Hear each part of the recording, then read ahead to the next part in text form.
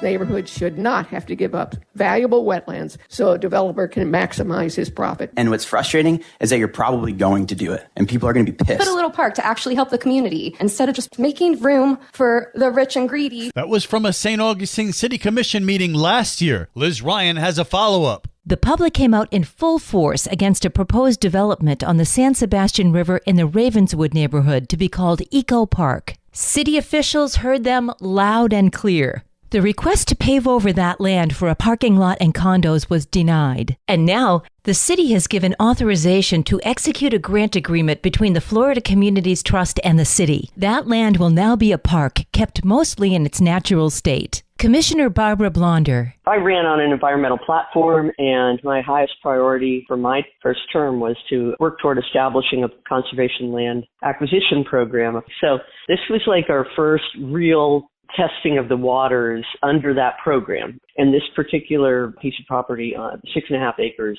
on Florida Avenue, it's a big win. I mean, I couldn't be more excited about launching the program in such a fabulous way. And she made sure to give props to the staff. Our staff are skilled, they're committed, they're passionate, and they get the job done. And they saw an opportunity for a reimbursement of 50% of the cost of the land back to the city through the Florida Communities Trust program. And we're able to go ahead and make that happen. So 50% of that cost is no longer on our taxpayers in the city. For St. Augustine's Local Morning News, I'm Liz Ryan.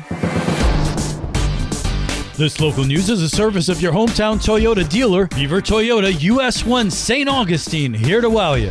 First of all, congratulations to all the new commissioners sworn in this morning. I think it's an exciting time to be in St. Johns County. I'd like to bring this up for discussion if we would, perhaps look at creating an advisory board of our farmers here in St. Johns County. I'd like to tell Rich Commando that I think you've been doing a great job. You were awesome.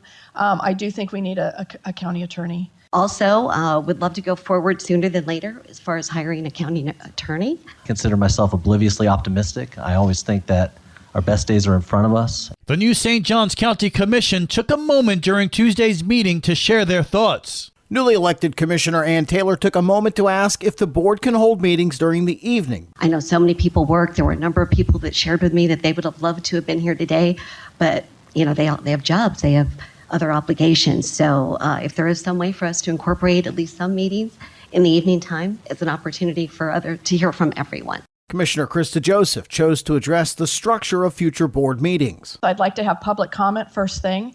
The morning, the invocation, the Pledge of Allegiance, the consent agenda, adding in additions, and the regular agenda, and then public comment right from the beginning. There will not be any public comment at the end. It'll only be at the beginning, and it's for as long as it needs to be. Commissioner Sarah Arnold took her time to address future development of the county's agricultural land. I wanted to see if we could talk to staff, perhaps direct staff, to start exploring an advisory board of farmers that could report directly to the county, that if there are any developments coming forward that would impact, adversely or good, bad, or indifferent active ag lands, I think it's important for their voices to be heard. For St. Augustine's Local Morning News, I'm Daryl Moody.